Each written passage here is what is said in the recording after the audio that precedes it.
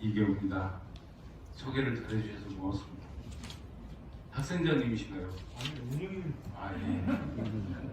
한 가지가 틀렸습니다. 지금은 이제 농림축산식품 해양수산위원이 아니고 문화체육관광위원입니다. 그래서 이렇게 제목을 바꿨어요. 사실은 와서 들어보니까 제가 관광을 좀 잘 모르고 있었는데, 제가 사실은 6월 12일 날 강의가 돼 있었는데, 제가 작년에도 했었거든요. 뭐랬냐면 세계의 식량전쟁 위원이니까 그걸 했는데, 오늘은 사실은 제 강의가 예정된 날이 아닙니다. 민주당에 저보다 선수가 더 많은 우상호 의원님이 하시기로 했는데, 그분이 이태원 참사 국정조사위원장입니다. 오늘 청문회 하잖아요, 지금. 그래서 그분이 못 오시게 돼서 제가 땜빵을 왔습니다. 땜빵을 오면서 저는 이제 다음에 6월 달에 원래 예정된 세계 식량 전쟁은 제 전공이라고 전공이고 그런 분야니까 그때 써먹고 다른 걸로 해야 되겠는데 엄청 고민을 많이 했어요. 그래서 제가 지금 현재는 문화체육관광위원이기 때문에 문화예술을 가지고 한번 해보자. 그래서 제가 강의 채택을 받고 나서 엄청 공부를 많이 했습니다. 해석을 가지고 왔는데 이렇게 고생을 안 해도 될 뻔했더라고요. 왜 그러냐면 여러분들하고 6월 달에 강의를 들을 분들이 다르답니다. 사실은 제가 미리 이렇게 이 과정을 하기 위해서 고생을 안 했어도 되는데 쌩 고생을 했죠, 따지고 보자면. 근데 생각해 보면 저로서는 굉장히 유익한 그런 시간이었습니다. 책도 많이 보고 또 유명 인사들 유튜브도 매일 밤 늦게까지 직접 다 보면서 여러 가지 자료들 여기서 찾아내고 그래가지고 정리를 했거든요.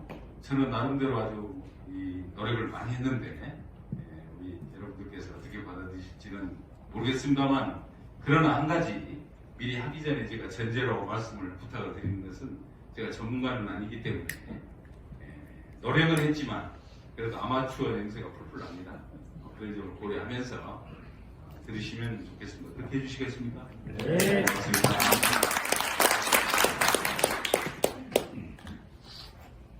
이제 넘어갑니다.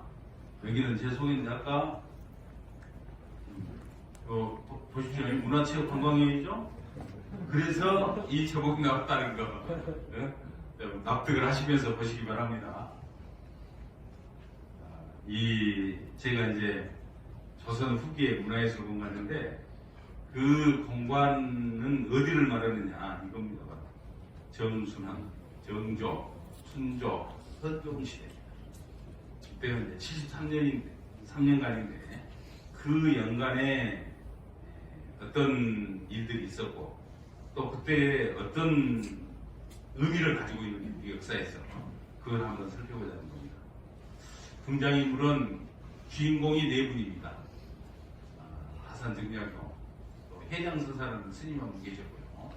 호의선사, 그리고 추사 김정희.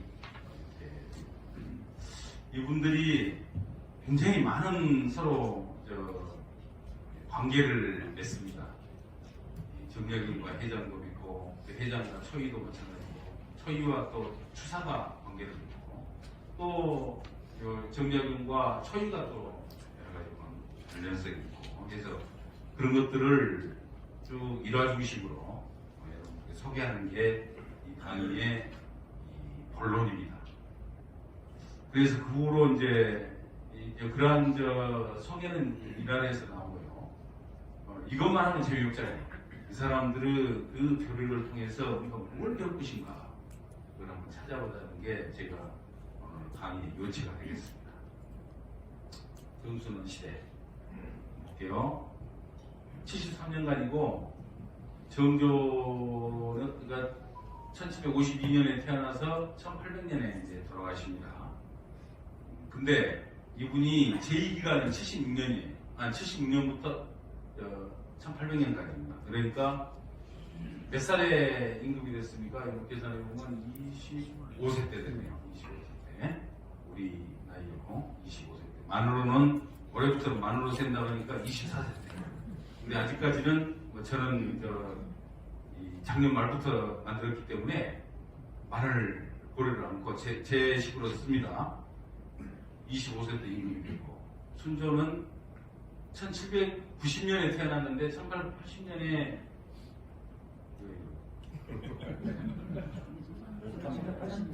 1780년이겠죠? 그것도 틀린데 1800년이에요. 그러잖아요. 정조가 돌아가시고 했지. 이런 이 아마추어가 만드는 이런 생각나요. 고려를 하시면서 보세요. 또 이 PPT는 아마 여러분들 홈페이지에 탑재가 될 겁니다. 그러니까 직접 그때 보시면 되니까 뭐 적으려고 신경 안 쓰셔도 돼요. 1800년부터 1834년까지 제2기간입니다. 그 다음에 이제 이분의 순조의 헌정은 누구겠습니까? 정조의 아들이 순조인데 순조의 누구겠어요? 현정은? 아들일 것 같죠? 응? 천자입니다. 천자. 순조의 선자가 이제 제1을 이어받아요. 이분이 1827년부터 1849년까지 이제 사셨는데 1834년에 제1을 해서 돌아가실 때까지 23세에 죽었는데 제2기간을 보세요. 15년이나 됩니다. 그러니까 몇 살에 됐다는 거예요? 10살. 10살에 10살 아니구나. 7살, 8살, 8살 때 이 우선 이분들을 보고 딱 느낀 점이 뭡니까? 느낀 점. 우리 선생님 느낌. 그러니까 참 임금이면 굉장히 높은 직인데 참 빨리 또 돌아가셨어요. 50을 넘길 분이 안 계십니다. 세 분 중에 한 분은 정조, 우리가 뭐 계명군주, 불세출의 훌륭한 임금으로 우리가 기억하고 있는 정조는 48에 돌아가시고 정조의 아들 순조는 이 소위 10살에 11살에 임금이 되셨는데 정말 그 지위를 평생토록 아주 잘 누리셨어야 되는데 빨리 돌아가셨습니다. 헌종은 정말 이 임금 중에서 좀 이따 뭐 설명이 나오겠습니다만 조선조 임금 중에서 딱 한마디로 말해서 소개를 하면 가장 잘생긴 사람. 이 조선왕조 실록에 그렇게 기록이 돼 있어요. 엄청나게 잘생겨가지고 이 헌종이 왕자 시절부터 이렇게 이제 궁중에서 돌아다니면 그 나인들이라고 그러죠. 궁녀들이 막 숨어가지고 얼굴 보려고 하고 또 꽤 이름 있는 여성들이 막 그 쪽지 써가지고 보내고 지금 같으면 그렇게 했던 아주 붉은 섬에 뭐 무슨 드라마 있었죠. 최근에 붉은 섬의 밑동인가 하는 드라마 기억나세요? 우리 여성분들 그 주인공이 바로 이분입니다. 현조. 아주 미남대였고 그런데 이분이 정말 너무 아깝게 빨리 돌아갔어요. 23살에 임금이 되고 나서 정말 빨리 돌아가셨어요. 근데 임금이 워낙 빨리 돼가지고 1834년에 됐는데 49년에 돌아가셨으니까 15살, 15년을 제의를 했거든요. 근데 실제로 본인이 통치를 했던 기간은 그렇게 안 많습니다. 나이가 적기 때문에 할머니가 설정을 했습니다. 정순왕후가 어떤 시대였는지 아까 이 73년간 이 시대의 개념을 좀 정립을 해볼게요. 세계적으로는 근대가 시작되는 시기다 이렇게 말씀드릴 수 있습니다. 아시는 것처럼 어떻습니까? 우리가 근대라고 말할 때는 미국의 독립전쟁과 프랑스 대혁명을 이포크로 삼죠. 그 기준으로 삼는데 그러니까 미국의 독립은 1776년이고 프랑스 대혁명은 1789년인데 그 시기가 바로 여기에 딱 들어 있는 거예요. 이 시기. 말하자면 정조대왕이 임금이 되신 시기가 미국이 독립한 연도예요. 그 기간 중에 이제 해당이 되기 때문에 바로 근대가 시작되는 그 시점이다 이렇게 말씀드릴 수가 있습니다. 서양에서는 그래서 자본주의가 완성되면서 절대왕국이 무너지고 시민국가로 이제 바뀌는 그래서 근대가 시작되는 시기였고 또 동아시아에서는 이제 그렇게 근대가 시작됐지만 그 정신적 계몽은 이루어지지가 않습니다. 것처럼 동아시아에서는 서양 문물과 제도가 유입이 되는데 그래서 지배층들은 각성을 하지만 그러나 시민국가로 전환은 안 되는 거죠. 그래서 그러다 보니까 당연히 앞서 나가는 서양이 이제 이때부터 그러니까 이 근대 이전에는 동양이 서양보다 뒤지지 않았습니다. 오히려 앞섰다 이렇게 말씀드릴 수가 있죠. 그러나 근대가 되면서부터 이제 서세 동정이 시작이 됩니다. 그래서 이 서양의 세력이 동쪽을 먹어 들어오는 그 시대에 바뀌어 나가는 거죠. 청나라는 아편전쟁으로 강제 개항이 되고요. 그다음에 일본은 이제 미국에 의해서 또 강제 개항이 그 기간이 됩니다. 그 좀 지나긴 했습니다만 조선 역시 일본이 이제 미국에 의해서 강제 개항됐던 경험을 살려서 우리를 개항을 하죠.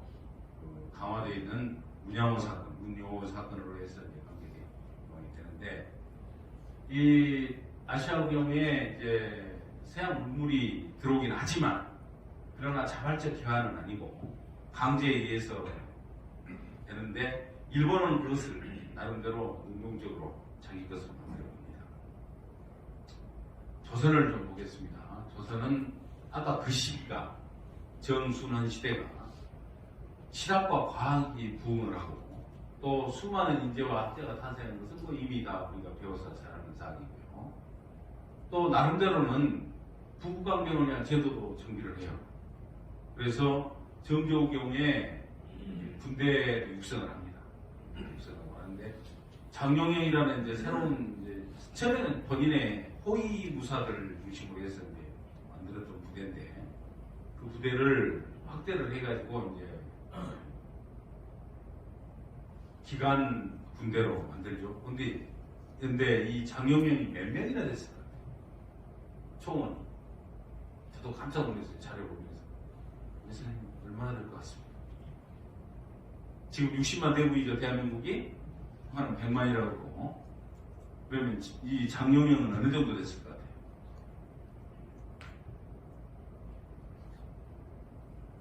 저도 깜짝 놀랐는데 4만 명입니다. 그밖에 안 되더라고요. 그러니 정조면 아주 막강한 임금 아니에요. 그분이 만든 이 부국강병을 위한 군대가 4만 명밖에 안 되는. 저도 정말 엄청 실망했습니다. 어쨌든 4만 명입니다. 기억을 해놓으시면서 보세요. 그 다음에 천주학이 유입됐다는 거 아시고 이 굉장히 놀라운 거. 세계 최고 수준의 서책 인쇄량을 갖고 있었어요. 우리는. 그러니까 정조 때 이 하루에 찍어낼 수 있는 활자 수가 40만 자예요. 금속 활자. 이게 우리 역사책에 나온 겁니다. 이제 그러니까 정조 이전에 영조 초년에 16만 자. 그다음에 정조가 이 임금이 되시고 나서 우리가 1776년 이후에 30만 자. 그다음에 말년에 40만 자까지 하루에 인쇄를 할 수 있는 능력을 가졌어요. 대단한 이게 이제 그 금속활자 능력이 세계 1위였답니다. 우리가 세계 1위 할 때도 있었어요. 그러니까 얼마나 문화가 영성했는지 이거 하나로 우리가 이제 짐작을 할 수가 있습니다. 근데 문제가 있었어요. 그 쭉쭉 뻗어나가는 문화 영성을 끝까지 끌고 갔으면 됐는데 그렇게 하지 못한 이유가 있습니다. 여기 밑에 보시면 정조가 죽고 나서 순조, 헌종 때 와르르 무너져요. 이 문화적 융성기가 그걸 설명을 합니다. 계명군주 정조는 정말 대단한 역량을 가진 군주이면 틀림없습니다. 그런데 이분이 어떤 생각을 가졌냐면, 저도 깜짝 놀랐는데 청나라 오랑캐 대신에 이제 조선이 중국, 중원을 대표한다고 생각을 했어요. 그러니까 청나라는 만주족이 만든, 예진족이 만든 국가 아닙니까? 그런 걸 오랑캐 국가라고 생각하는 거예요. 그때까지. 그러시면서 조선이 바로 중화를 대표한다고 생각해요. 이제 중화는 사라졌지만, 중화 국채는 사라졌지만 우리 조선이 중화를 대신하는 그런 문화적 영향을 갖고 있다라고 스스로 자부를 해주셨어요. 그럼 뭐 대단히 좋게 받아들일 수도 있죠. 그러면서 뭐라고 했냐면, 우리가 이제 중국처럼 크지는 않으니까 소중하다 이렇게 스스로 그렇게 불렀습니다. 정조대왕이 하신 말씀이에요. 우리가 바로 소중하다. 정약용이나 많은 그 초계문신에 의해서 그 유능한 신하들을 대놓고 직접 하셨던 말씀입니다. 정조가. 조선이 바로 이제는 중화를 대표하는 소중하다. 그런데 이분이 책을 보면 서양 문물의 그 기하가 엄청난 발전을 하고 있다는 걸 다 아셨어요. 왜? 수많은 이 신하들이 그 당시에 청나라로 왕래를 굉장히 자주 했잖아요. 잘 아시는 것처럼 박제가 같은 경우는 가서 그 문물을 전부 본인이 직접 경험을 하고 정리를 해서 북학이라는 책으로 냅니다. 연암 박지원 같은 분들 열하일기 갔다 온 그 기획문을 다 적잖아요. 한 번씩 읽어보면 정말 그 청나라의 발전된 사회상을 이렇게 적나라하게 정말 다 간파를 하고 또 우리 조선에 알리고자 노력을 하는 흔적이 너무 절실하게 되어 있는 거죠. 근데 사실은 그때만 하더라도 조선에는 우리가 지금 말하는 SOC, 인프라라는 개념이 없었어요. 왜 그러냐면 임진왜란과 병자호란을 겪으면서 도로를 확창을 하면 그 도로에 오랑캐들이 우리를 침범하는, 아주 활용을 한다, 침범하는데, 이렇게 생각해서 길을 넓히는 것을 사실상 금지를 했습니다. 그러니까 호남에서 이제 서울까지, 또 영남에서 문경세대를 통해서 이제 조령을 넘어서 올라오지 않습니까? 서울까지. 그 길은 뚫려 있는데 노폭이 어느 정도 된지 아세요? 노폭. 그 당시 조선 후기 때 도로폭. 지금 현재 참고로 제가 말씀드리면 1차선 기준이 3m. 1차선 기준이 3m. 노경까지 포함해서. 그럼 선생님, 그 당시 어느 정도 됐을 것 같아요? 2m. 아주 후하게 높일 것 아십니까? 90cm였습니다. 도로폭이 90cm. 상상이 되세요? 그러니까 말 한 대밖에 못 가요. 말 타고. 마차도 못 갑니다. 우리 마차가 없었잖아요. 그러니까. 우리 조선에 마차 있었다는 얘기 들어보셨어요? 우리가 마차가, 그러니까 중국은 한나라 때도 마차가 있잖아요. 뭐 얼른 생각해 보면 초안지 보면 제일 앞에 뭐 나옵니까? 유방이 막 황후한테 쫓겨서 도망가면서 마차가 자꾸 느려져. 왜? 많이 타고 있으니까. 누가? 자기 아들, 딸들이 타고 있잖아요. 그리고 아들, 딸 막 버리잖아요. 빨리 달리려고 도망가려고. 말하자면 마차가 한나라 시대 때도 있었는데, 또 진나라도 마찬가지죠. 있었는데 우리는 마차라는 개념이 없었어요. 근데 그럼 정조가 좀 할만하잖아요. 근데 전혀 안 하셨어요. 그분은 학문에 대한 노력은 엄청나게 해서 세계 제1의 금소갈자 인쇄량을 갖고 있을 만큼의 엄청난 국가를 만들었지만, 실제 우리 국민들을 위한, 백성들을 위한 노력들은 우리가 지금 생각해보면 정말 아쉬운 짝이 없다는 거죠. 어쨌든 근대화라는 걸 우리도 해야 된다는 것을 전혀 생각을 하지 못했습니다. 그래서 이 정조가 돌아가시고 나서 이제 그 다음에 자기 아들이 순조인데 이분도 아주 명석한 지도자예요. 아버지가 뭐 그렇게 똑똑한데 똑똑 안 할 리가 없죠? 아주 똑똑한 분인데 이분은 이제 어린 나이에 아까 11살에 임금이 되다 보니까 자기가 자기 권력을 갖지 못하고 결국은 외척의 지배에 돌아가게 됩니다. 그래서 이때부터 세도 정치가 잘 아시죠? 흥산홍씨의 세도 정치가 시작이 되는 그런 상황이 되고 그 다음에 이제 아까 말씀드렸던 순조 손자였던 헌조 이분도 이제 어려서 임금이 되지만 그러면서 굉장히 영특해서 그 당시에 이 주변에서는 정조대왕의 범과는 계명군주가 될 것이다 이렇게 다 기대를 했는데 나라가 운이 없으려고 이분이 아까 23살에 돌아가십니다. 근데 이분이 돌아가시는데 또 쭉 자료를 찾아보니까 굉장히 가슴 아프더라고요. 이분이 왜 이렇게 빨리 돌아가셨냐면 뭐 정확한지는 모르겠습니다만 이 헌종이 몸에 좋은 보약을 그렇게 많이 먹었어요. 하여튼 뭔가 몸에 좋다고 하면 무조건 먹고 보는 거야. 특히 정력에 좋다고 하면 그걸 그렇게 좋아해. 뭘 먹었는지 모르지만 기록에 나와 있는 걸 보면 왜 그랬다냐 그랬더니 헌종비가 안동 김씨인데 본인이 생각할 때 헌종 자기 그 정비 그러니까 중점이죠. 정비에게서 아들을 낳으면 그 사람이 이제 그 아들이 또 다음에 임금이 되겠죠. 그러면 외척이 누가 됩니까? 안동 김씨가 돼요. 그러니까 본인이 생각할 때 정비인 안동 김씨 그 왕후에게 아들을 낳고 싶은 게 아니라 후궁들한테 낳고 싶은 거예요. 그러니까 젊은 나이에 후궁이 엄청 많았어요. 그리고 그 후궁한테 아들을 낳으려면 힘이 있어야 하잖아요. 그러니까 몸에 좋은 그 보약을 그렇게 많이 먹어서 결국 보약 중독으로 돌아가시더라고요. 23살에. 그것도 상당히 슬프게 돌아가셨더라고요. 그 내용을 알고 보니까 깜짝 놀랐는데 그렇습니다. 이 시대를 종합을 한번 해보겠습니다. 들어보니까 정말 가슴이 좀 찌하죠. 왠지.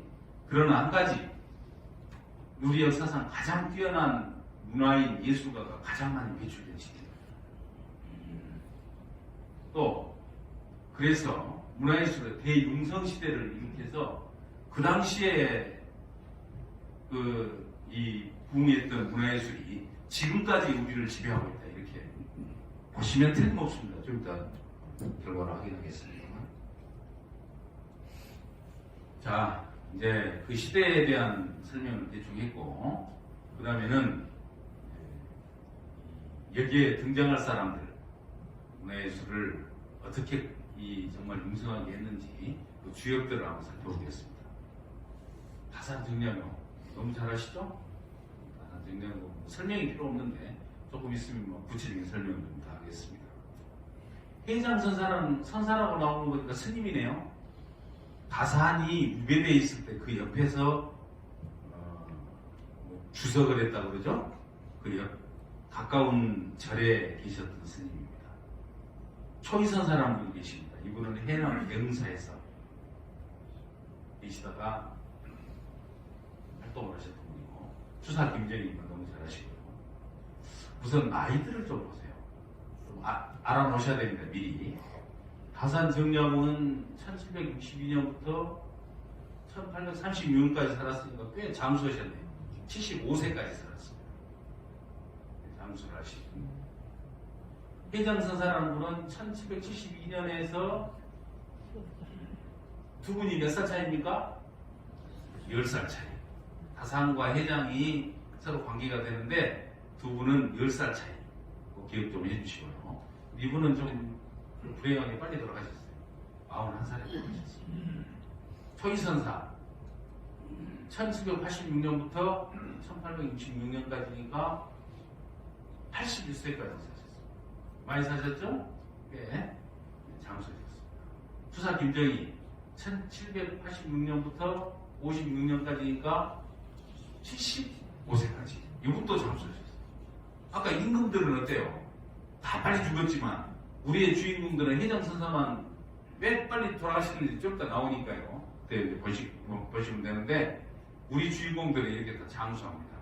여러분들 배웠으니까 다 장수하시기 바랍니다. 한 가지 우선 초이선사하고 추사 김정희가 어떻습니까? 나이가 동갑이네. 동갑. 그 시절에도 동갑은 친했어요. 친구였어요. 그리고 다산과 초이 또 다산과 김정희는 24살 차이입니다. 그러니까 자기 아들하고 친구거리예요. 기억을 좀 하시면서 보시기 바랍니다. 자, 다산부터 설명을 좀 할게요. 다산은 여유당이 당호, 호가 여유당, 여유당 전서 많이 알려져 있죠. 여유당은 어디에서 나왔냐면 여해 낙동석찬이라고 해서 이 주저하기를 낙동석천 그러니까 겨울에 이 살짝 언 강을 건너듯 천을 건너듯이 주저주저 조심한다 그런 뜻이죠. 유는 유해 여배살이 그 주변 이웃들을 무서워하듯 한다. 이런 기절이 어디에 나오냐면 노자의 도덕경에 나옵니다. 깜짝 놀랐어요. 그것도 어떻게 다산 정약용의 당호를 지으면서 이분이 조선의 유학자 중에 아주 최고봉 아닙니까? 근데 놀랍게도 노자의 도덕경에서 자기 호를 따왔더라고요. 그것도 깜짝 놀란 일이죠. 또 다산이라는 호를 같이 가지고 있습니다. 남양주에서 태어났고 어머니는 해남유씨, 아버지는 정재원이라는 분인데 그렇게 크게 배설을 하고 그런 분은 아닙니다. 부인은 남양홍씨. 이게 다 중요해요. 왜 그러냐면 이 훌륭한 분들은 처가 외가로 엄청 엮여 있습니다. 그래서 과거에 이 훌륭한 분들은 전부 외가나 처가하고 그 연관성이 대단히 많더라. 그런 것을 이해하면서 확인을 했습니다. 어쨌든 부인은 남양홍씨, 어머니는 해남윤씨. 그런데 이 집안들이 다 대단한 벌족을 했던 분들입니다.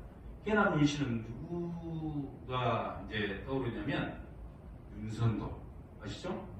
윤선도의 손자였던 공제 윤두사. 훌륭한 다 유학자들이고 대표적으로 서인의 그 어떤 사색 당대에서 서인의 핵심들을 이뤘던 가족들입니다. 남양홍씨 부인 이제 남양홍씨도 역시 아주 그 당시에 알아주는 분이었던 거예요. 형제가 형이 세 분 계셨는데 약현, 약전, 약종. 약종은 신의 사옥이라고 합니까? 그 천주교 탄압 때 사형당했습니다. 효수당했어요. 큰형이 약현인데 이는 이제 돌아가셨고, 약전은 뭐 잘 아시는 것처럼 정약전 하면 자산어보가 떠오르죠? 자산어보가 떠오르는 그분이.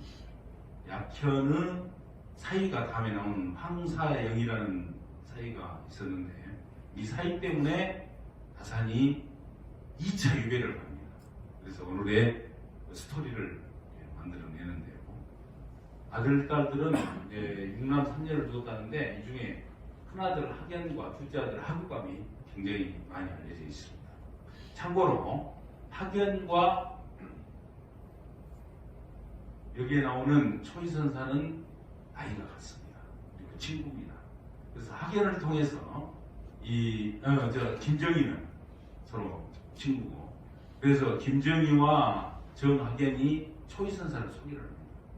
그래서 서로 친구가 되는 그런 과정이 전개가 되겠습니다. 이제 그 연보로 한번 알아보겠습니다. 연보로. 이 1789년에 정주 13년에 27살 때 과거 급제를 했더라고요. 비교적 늦게 했더라고요. 조선시대 때도 보면 20대 초반에 소년등반을 하는데 이분은 27살 때 됐어요. 27살 때 됐는데 2등으로 됐습니다. 2등. 을과라고 합니다. 2등. 그러면 3등은 뭔 과였습니까? 병과. 병과고. 1등은 뭐겠어요? 1등은 뭐겠어요? 1등이 갑과였네요. 갑과. 그러면 그런 줄 알았거든요. 그렇게 안 부릅니다. 장원이라고 부릅니다. 1등은 장원. 여기 나왔네 이제. 보니까 해답이 1등은 장원, 2등은 뭐? 을과, 3등은 4등은 정과 있을 것 같아요. 그거 없더라고요. 그냥 합격입니다. 급제입니다. 급제. 4등부터는 이런 거 안 붙여줘요. 2등, 3등한테만 을과, 병과를 붙이고 4등부터는 그냥 급제입니다. 1등은 갑과가 아니라 장원이고 그것도 좀 참고로 알아두세요. 근데 이 서연부라는 사람이 이제 장원을 했어요. 그때. 근데 이 서연부하고 일화를 좀 얘기를 하고 넘어가겠습니다. 이 사람이 일생의 나이를 써놨는데 이 보십시오. 1789년에 이제 과거 2등으로 급제하고 나서 5년 후에 경기도 암행의사로 나갑니다. 경기도 암행의사로. 근데 이 서연보는 수석 합격을 했기 때문에 1789년에 과거 급제를 장원을 했는데 1790년에 암행의사를 했어요. 1년 후에 황해도 암행의사를 했습니다. 어쨌든 이제 정조는 다산 정약용은 5년 지나고 나서 경기도 암행의사를 나가요. 나간데 가서 이제 경기도 쭉 돌아다니는데 처벌을 2사람뿐만 아니라 4사람을 처벌했는데 대표적으로 2사람을 써놨습니다. 연천영감 김양직과 상명군수 강명기를 처벌을 해요. 근데 이 2사람이 어떤 사람이냐? 연천영감은 직관이에요. 직관. 풍수. 직관이었는데 어떤 묘자리를 봤냐면 이 자기 아버지 돌아가셨죠? 누굽니까? 정조 아버지 사도세자. 사도세자의 묘자리를 잡아주잖아요. 그러니까 정조 입장에서는 얼마나 저분이 김양직이라는 사람이 정말 이쁘겠어요. 자기 아버지 묘자리를 잘 잡았으니까 자기 임금 됐을 거 아니에요. 그래서 네 소원이 무엇이냐고 물어보니까 저도 어디 지방 수령을 한번 하고 싶습니다 하니까 연천 영감을 보내줬습니다. 또 상명군수 강명길은 해경궁 홍씨의 뒷수발을 하는 어머니의 뒷수발을 하는 또 그런 그러니까 이 김양직과 강명길은 요즘 같은 개념으로 말하면 정예과예요. 정예과. 정조의 핵심 관계지. 정예과. 근데 이 정예관들이 아주 현감 군수 수령 노릇을 잘 못했던 거예요. 암행의사를 하면서 보니까 아주 나쁜 짓을 엄청 많이 해요. 그러니까 다산 정약용이 원칙주의자예요. 정조대왕한테 정말 이놈들 정말 천하의 나쁜 놈들입니다. 그래서 우리 임금님께서 좀 화가 나시더라도 이해하십시오. 다 파직을 시킵니다. 근데 거기까지는 할 수 있어요. 그러죠? 그런데 거기까지만 하지 이 정약용이라는 양반도 참 원칙주의자다 보니까 이런 사람들을 평상시에 관리 감독을 제대로 해야지 이렇게 해서 되겠습니까? 라고 하면서 경기도지사 지금 같으면 경기도 관찰사를 파직을 시켜야 된다고 건의를 하는 거예요. 근데 그 경기도 관찰사가 누구였나? 누구였을 것 같습니까? 짐작해 보니까 누구였을 것 같아요? 서영고야. 서영고. 자기가 2등으로 합격할 때 수석으로 합격했던 서영고가 경기도 도지사 지금 같으면 관찰사를 하고 있어요. 그래서 경기도 관찰사를 파직을 시킵니다. 정조대왕이 얼마나 정량용을 아끼는지 알만하게 되겠죠. 서영고를 파직을 시키고 연천 현감이나 상경무소 원래는 이 사람들 감옥을 보내고 막 목을 치고 해야 되는데 그러지는 못해요. 정조 체면 때문에. 그러나 직에서 다 사탁반직을 합니다. 그런데 서영고라는 사람이 굉장히 유능하고 똑똑한 사람입니다. 그 조선시대 때 그 랭킹 안에 드는 실학자입니다. 만기요람이라는 유명한 책을 썼는데 이분이 특히 서예가로서 아주 이름이 높습니다. 지금도 경기도에 가면 서영고라는 분이 쓴 그 사찰이나 큰 대문에 편액들이 많이 걸려 있어요. 대표적으로 창경궁에 가면 인정전이라고 있죠. 인정전이라고 창경궁의 주각이라고 그러죠. 가장 큰 건물. 어질인자에 정사정자를 써서 인정전을 이 서영고가 썼습니다. 지금도 올려 있어요. 창경궁에 가시면. 어쨌든 서영고가 그러한 나름대로는 굉장히 똑똑한 분인데 이분을 파직을 시켰는데 다산과 서영고는 끝까지 라이벌로 갑니다. 어떻게 되냐면 이제 그 다음에 1800년에 경상도 장기로 유배를 가네요. 1800년은 어떤 해입니까? 아까 기억이 안 나실 수도 있어서 제가 한번 보겠습니다. 정조가 돌아가신 해입니다. 그러니까 정조가 죽자마자 제일 먼저 일어난 일이 아주 피를 보는 사람이 누구예요? 다산 정량이 피를 보는 거예요. 유배를 가요. 유배를 가서 그 후로 2년 후에 정순왕후가 다산 정량이 상당히 똑똑한 사람이고 실력이 있으니까 데려다 써라 라고 순조에게 얘기를 합니다. 설정을 하면서. 그래서 데리고 올라가는데 그때 하필이면 이조 판서가 서영고예요. 아주 길을 쓰고 반대를 합니다. 절대로 그 사람은 안 됩니다. 그 사람은 그 당시 때 신유 박해가 일어나서 천주교들을 많이 처벌을 했었습니까? 정량용은 천주교를 믿지 않고 있다는 게 입증이 돼서 다시 데리고 올라가는데 끝까지 반대하는 사람이 있어요. 못 옵니다. 그러다가 5년 후에 또다시 그런 기회가 생겨요.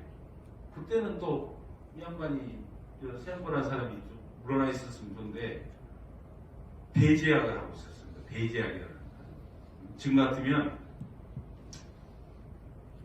학술원장 정도 되는 그런 직위에 있으면서 또 끝까지 반대해서 결국은 1800년부터 1818년까지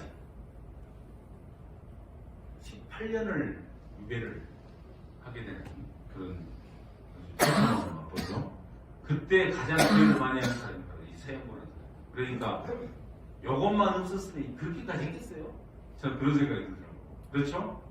평상시에 잘해야 돼요. 그러니까 함부로 사람 힘 있다고 막 치다 보면 이렇게 아주 당할 수가 있습니다. 어쨌든 그런 과정을 쭉 거쳐서 보세요. 1800년에 경상도 장기로 갔다가 유배를 갔다가 1801년에 황사현 백서 사건이 난다 그랬죠? 그 뭐냐면 순조가 이 즉위를 하고 나서 천주교들을 박해를 시작해요. 신유 박해가 시작이 되는 거예요. 그러니까 이 젊은 선비 하나가 청나라에 있는 프랑스 선교사들한테 편지를 씁니다. 청나라 황제에게 얘기를 해서 조선에서 우리를 박해하지 않도록 좀 도와주십시오. 편지를 쓰는데 그 편지를 써줬으면 잘 가지고 튀어갈 거 아니에요. 청나라로. 바다 재패 그래가지고 전부 이제 발각이 되니까